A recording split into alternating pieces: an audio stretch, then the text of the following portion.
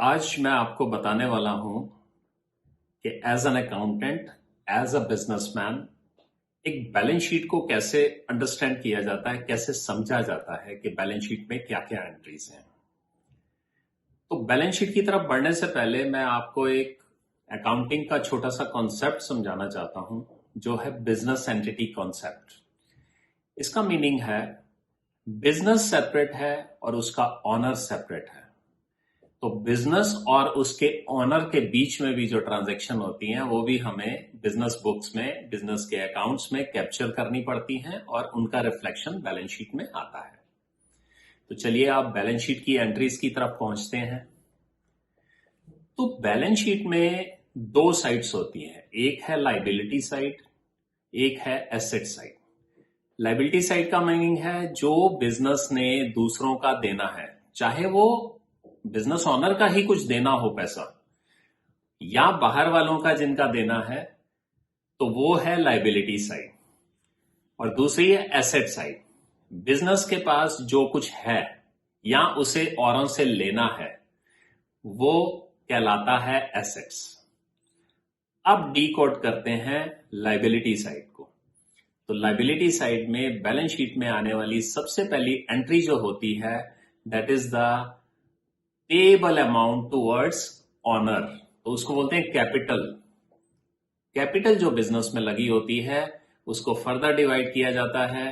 किसी भी साल की बैलेंस शीट अगर हम देख रहे हैं तो ओपनिंग बैलेंस होगा, उसमें ड्यूरिंग द ईयर मान लीजिए प्रोप्राइटर ने या ऑनर ने कुछ पैसा और बिजनेस में डाला है, तो that is called addition to the capital.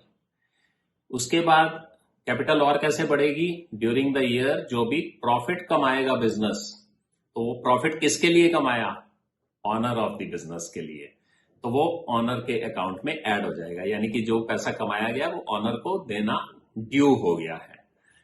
अब ये तो था एडिशंस कैपिटल में कैसे होती हैं।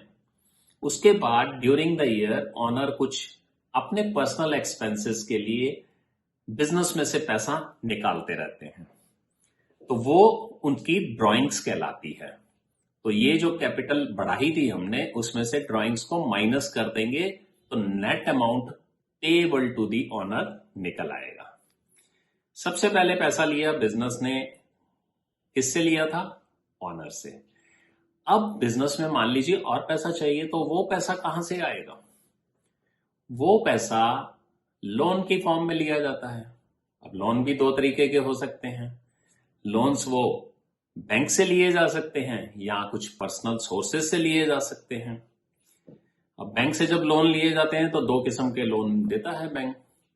एक होता है टर्म लोन। टर्म लोन का मतलब जिसकी रीपेमेंट किसी फिक्स टर्म के अंदर अंदर बैंक को वापस कर देनी है। और दूसरा होता है वर्किंग कैपिटल या सीसी लिमिट जिसको बोलते हैं। अब ये दो तरीके के लोन, जब लोन की कैटेगराइजेशन कैसे करेंगे हम, एक लोन्स फ्रॉम बैंक्स और एक करेंगे लोन्स फ्रॉम अदर्स। और लोन्स फ्रॉम बैंक्स जो होंगे उसमें दो तरीके की कैटेगराइजेशन होगी, term loan from the bank और CC limit from the bank. अब सीसी लिमिट जो बैंक से ली जाती है, ऑल्दो इसकी कोई फिक्स टर्म नहीं होती है, बट ये शॉर्ट टर्म लोन की फॉर्म में आता है, it's not a long term. जो भी पैसा बिजनेस को एक साल के पीरियड के बाद देना होता है उसको लॉन्ग टर्म लाइबिलिटी बोलते हैं, और बाकी जो लाइबिलिटी होती है उसको शॉर्ट टर्म या करंट लाइबिलिटी बोला जाता है। इसके बाद कुछ ड्यूज होते हैं बिजनेस के, जो बिजनेस ट्रांजैक्शन से रिलेटेड होते हैं। जो भी चीजें आप खरीदते हैं उसकी पेमेंट अभी देनी बाकी है, तो वो सन्ड्री क्रेडिटर की फॉर्म में करंट लाइबिलिटीज के अंदर दिखाई जाती है। क्योंकि इसकी जो करंट लाइबिलिटी इसीलिए इसको बोलते हैं क्योंकि इसका ड्यू पीरियड जो होता है विद इन 1 ईयर इसको पे करना होता है।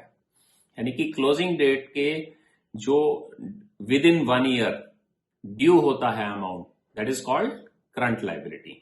उसके बाद कुछ एक्सपेंसेस हैं जिसके लिए परचेजेस तो नहीं की हैं, मान लीजिए इलेक्ट्रिसिटी बिल्स हैं, सैलरी पेएबल है, और भी इस तरीके के बहुत से एक्सपेंसेस होते हैं जो at the date of balance sheet अगर पेंडिंग रह जाए, ड्यू हो, तो वो क्या बनेंगे, एक्सपेंसेस पेएबल बनेंगे। तो ये सारा मिलाकर करंट लायबिलिटी हो जाता है। तो सबसे पहले आया कैपिटल जो लॉन्ग टर्म है, फिर आया लोन्स, लोन्स में कुछ लॉन्ग टर्म लोन्स हैं, कुछ शॉर्ट टर्म लोन्स हैं। उसके बाद आया एक्सपेंसेस पेएबल, सन्ड्री क्रेडिटर्स, ये हैं सारी करंट लायबिलिटीज। तो ये पूरा लायबिलिटी साइड का हिसाब किताब बनता है। इसके बाद हम आते हैं एसेट साइड पे।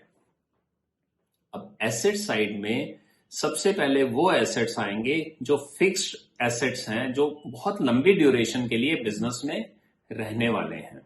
तो सबसे पहले हम फिक्स्ड एसेट दिखाते हैं। इसमें हमारे land and building, plant and machinery, furniture fixture और क्या हो सकता है, ऑफिस इक्विपमेंट्स हो सकते हैं, व्हीकल्स हो सकते हैं जो बिजनेस पर्पस के लिए बिजनेस लेता है।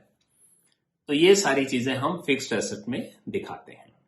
फिक्स्ड एसेट के बाद नॉन करंट एसेट आते हैं। ऐसे एसेट्स यानी कि ऐसे अमाउंट जो ड्यू तो हैं, हमने रिसीव करने हैं, लेकिन उनकी टर्म थोड़ी लंबी है। यानी कि किसी को लोन दिया हुआ है, किसी को एडवांस दिया हुआ है, जो मोर देन 1 ईयर के बाद हमारे पास वापस आने वाला है, तो वो नॉन करंट एसेट्स की कैटेगरी में डाला जाता है उनको। इसी तरीके से कुछ इन्वेस्टमेंट्स होती हैं, यानी कि बैंक में एफडी करा दी, कुछ सरप्लस फंड्स हैं उसको बैंक में एफडी करा देते हैं, या वैसे बिजनेस पर्पस से भी हम कुछ इन्वेस्टमेंट्स या सिक्योरिटीज डिपॉजिट दे सकते हैं। तो अगर लंबे टाइम के लिए हैं तो non current asset, short term के लिए हैं, विद इन 1 ईयर मिलने वाले हैं, तो करंट एसेट की फॉर्म में आएंगे।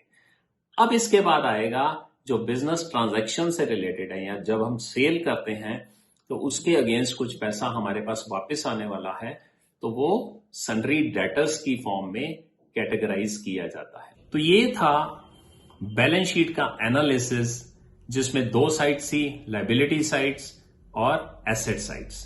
तो लायबिलिटी साइड को मैंने पूरा ब्रेकअप करके आपको बताया कि उसका मीनिंग क्या है। इसी तरीके से मैंने एसेट साइड बताया ब्रेकअप करके कि उसका कंप्लीट मीनिंग क्या है और बैलेंस शीट को कैसे इंटरप्रेट और स्टडी किया जाता है। Thank you so much. इस तरीके की और जानकारी के लिए जुड़े रहिए मेरे साथ और मेरे चैनल को सब्सक्राइब कीजिए। Thank you so much.